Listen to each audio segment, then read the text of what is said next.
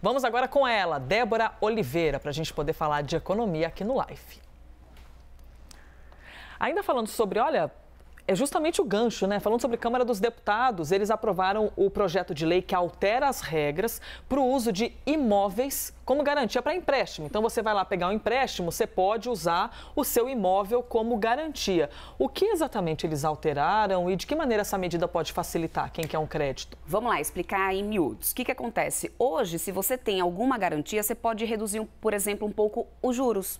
Então, isso facilita, melhora a qualidade do crédito. Lembra que a gente fala muito sobre o cartão de crédito, que tem os juros muito altos e as instituições dizem tem que ser alto porque a inadimplência é muito alta, tem que compensar de alguma forma. Então, se você tem algum bem como garantia, você consegue reduzir um pouco esses juros. Como que funcionava antes e como que passa a funcionar agora? Antes, vamos supor, tinha uma casa que vale R$200 mil e eu quero fazer um financiamento de um carro que é 50 mil.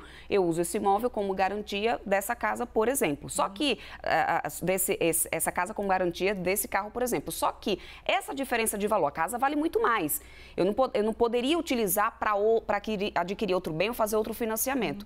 Agora, a gente pode usar essa diferença. Vamos supor, quero comprar um carro, mas quero comprar, sei lá, uma moto, né, um barco. Um outro empréstimo. E aí você vai até chegar ao valor total desse imóvel ou desse bem que você vai utilizar como garantia.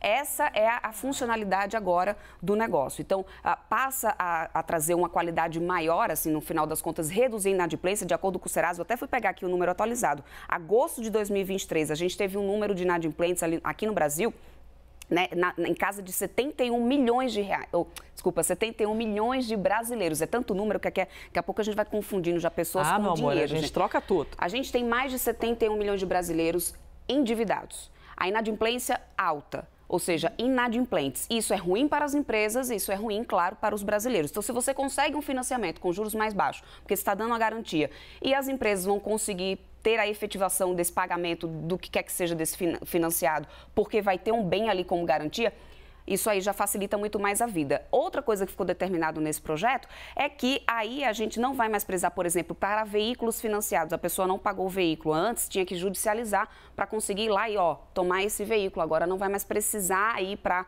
esfera judicial ali com ordens extrajudiciais, né, com mandados ali prescritos já no cartório, já vai conseguir se executar isso. Então, tem algumas outras coisinhas, pontos importantes, mas o maior mesmo é você utilizar o mesmo bem como garantia para outros financiamentos, não só apenas um. Você vê que interessante, mas a regra ainda precisa ser sancionada pelo presidente da República. Está seguindo para a sanção agora nesse momento. Pois é, assim que a gente tiver essa resposta, a gente compartilha contigo. E o dólar, hein? Mais de R$5, mas que azedume esse dólar. Débora, R$5,15, continua em alta o movimento? A gente piscou e o dólar passou de 5, né? Nossa Lembra até Senhora. quando estava 4,80. Gente, o que acontece? Nesse momento até está caindo um pouco. A gente vai até acompanhar agora aqui na tela como que está aí nesse momento uma leve queda que a gente está vendo no dólar depois de dias seguidos subindo bastante, levando esse dólar aí para cima da casa dos R$5. Agora a gente cai 0,33%, mas ainda mantendo os R$5,15.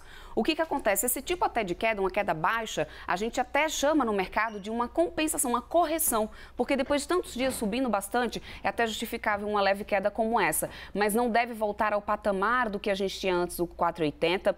Inclusive, a gente conversou aqui, conversou com o estrategista de investimento Gustavo Cruz, né, uma entrevista aqui para a CNN, ele que é chefe da RB Investimentos, ele destacou que esses juros maiores lá nos Estados Unidos acabam desvalorizando o real. Vamos ouvir o que ele disse. Como os Estados Unidos é considerado uma economia muito sólida, a principal economia do mundo, se as taxas dos títulos americanos estão pagando mais, acaba enxugando a liquidez de outros mercados no mundo afora. A taxa do título de 10 anos dos Estados Unidos superou a barreira de 4,8 pela primeira vez desde 2007.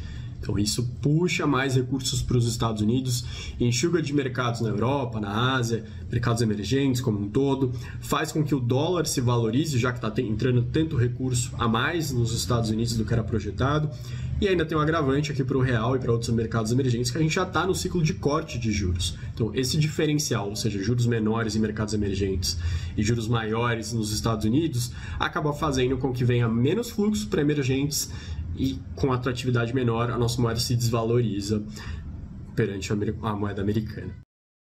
Aí, Débora, obrigada, hein? Obrigada a você, até mais. Tchau, tchau, pessoal.